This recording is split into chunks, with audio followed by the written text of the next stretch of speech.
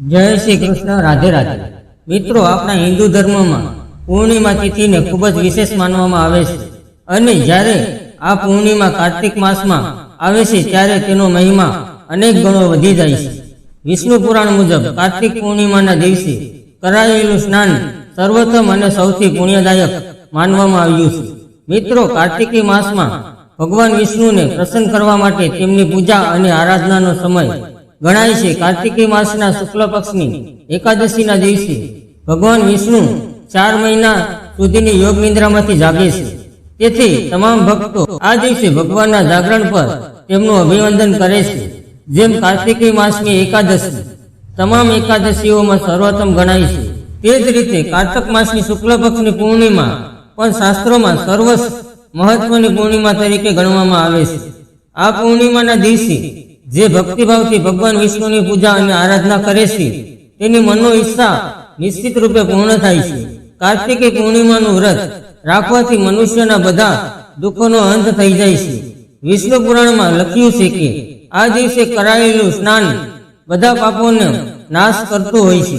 જે વ્યક્તિ આ દિવસે સૂર્યોદય પહેલા સ્નાન કરે છે તેના બધા રોગો અને શોક દૂર થઈ જાય છે અને તેના જીવનમાં સુખ સમૃદ્ધિનો પ્રવેશ થાય છે.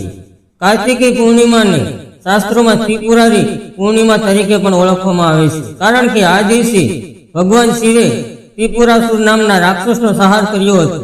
આથી કાર્તિકી પૂર્ણિમાના દિવસે ભગવાન શિવની વિશેષ પૂજા કરવામાં આવે છે. પુરાણો અનુસાર આ દિવસે એક વધુ મહત્વપૂર્ણ ઘટના બની હતી. આ દિવસે ભગવાન વિષ્ણુએ મત્સ્ય અવતાર ધારણ કર્યો હતો. તેથી આ પૂર્ણિમાને શાસ્ત્રોમાં સૌથી પવિત્ર અને પૂર્ણ પૂર્ણિમા માનવામાં આવે છે. કાર્તિકી પૂર્ણિમાના દિવસે જેટલું બને તેટલું માતા લક્ષ્મી અને ભગવાન વિષ્ણુની પૂજા કરીને તેમને પ્રસન્ન કરવાના પ્રયત્ન કરવા જોઈએ. આ રીતે કરવાથી તમારી મનોરથા અવશ્ય પૂર્ણ થશે અને જીવનમાં સુખ, શાંતિ અને સમૃદ્ધિ આવશે. કાર્તિકી પૂર્ણિમાના દિવસે કયા કાર્યો કરવાથી શુભ ફળ મળે છે તે જાણવું પણ ખૂબ જ જરૂરી છે. એ જાણતા પહેલા જો તમે ચાહો છો કે ભગવાન વિષ્ણુના આશીર્વાદ હંમેશા તમારા ઉપર, તમારા સંતાનો ઉપર બના રહે, તો આ વિડીયોને એક લાઈક કરી લેજો. કોમેન્ટમાં જય શ્રી હરિ વિષ્ણુ અવશ્ય લખી લેજો. તો જુઓ, આ દિવસે પવિત્ર નદીઓ અથવા કુંડમાં સ્નાન કરીને ભગવાન શ્રી હરિનું પૂજન કરવું ખૂબ જ શુભ માનવામાં આવે છે.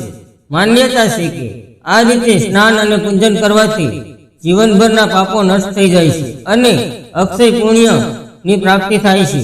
જો નદીમાં સ્નાન કરવું શક્ય ન હોય તો ઘરમાં જ કોઈ પવિત્ર નદીનું જળ જેમ કે ગંગા જળ તમારા સ્નાનના પાણીમાં મિક્સ કરીને સ્નાન કરી શકાય છે.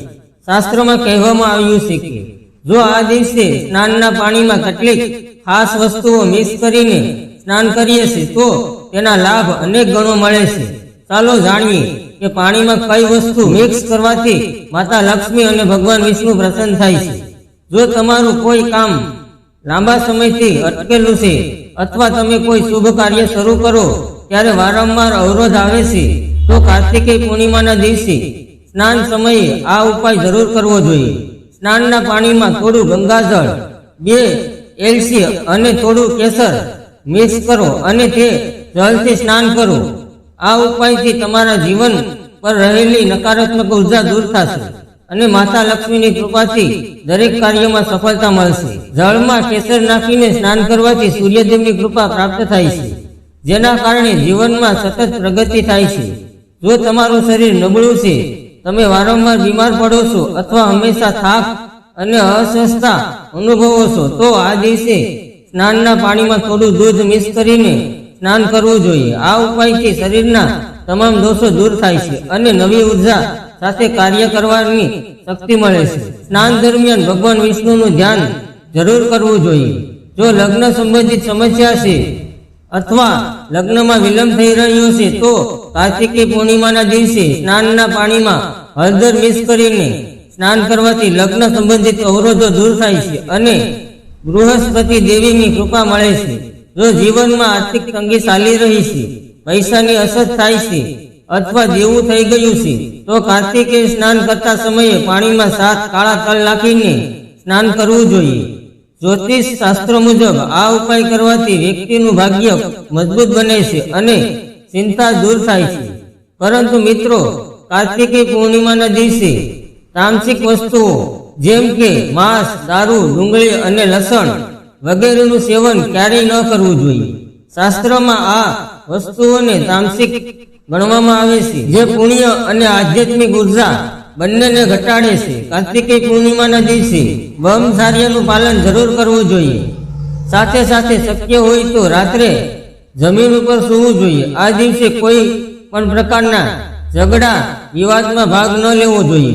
તેમજ કોઈ જરૂરિયાતમંદ વડીલ કે ગરીબ વ્યક્તિ પ્રત્યે કઠોર શબ્દોનો ઉપયોગ પણ ન કરવો જોઈએ. કાર્તિકી પૂર્ણિમાના દિવસે સાંજે માતા લક્ષ્મીનું ધ્યાન કરવું ખૂબ જ શુભ માનવામાં આવે છે.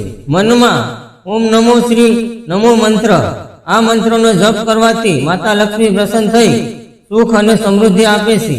મિત્રો, કાર્તિકી પૂર્ણિમાના દિવસે કરવાનું સૌથી મહત્વનું કાર્ય છે દીપદાન. માન્યતા છે કે આ દિવસે દીપદાન કરવાથી અકાળ મૃત્યુનો ભય દૂર થાય છે અને ઘરમાં સુખ શાંતિ રહે છે. ગંગા અથવા અન્ય પવિત્ર નદીઓના કિનારે દીપદાન કરવું વિશેષ શુભ માનવામાં આવે છે. જો નદીના કિનારે દીપદાન કરવું શક્ય ન હોય તો તમે મંદિરોમાં પણ દીપદાન કરી શકો છો. આ દિવસે દીપદાન કરવાથી ધનમાં હજારો ગણો વધારો થાય છે.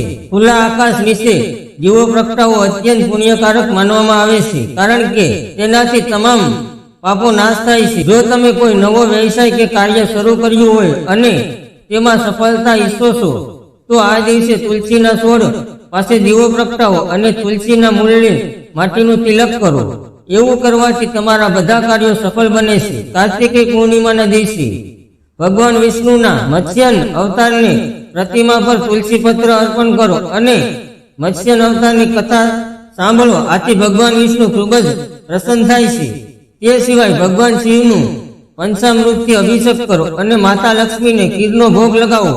કાર્તિકી પૂર્ણિમાના દિવસે ગરમ કપડાં, સંપલ કે અન્ય આવશ્યક વસ્તુઓનું દાન કરવાથી માતા લક્ષ્મી પ્રસન્ન થાય છે અને કર્જમાંથી મુક્તિ મળે છે. કાર્તિકી પૂર્ણિમાના દિવસે સતપસ્વીઓની પૂજા કરવાનો વિશેષ મહિમા માનવામાં આવે છે.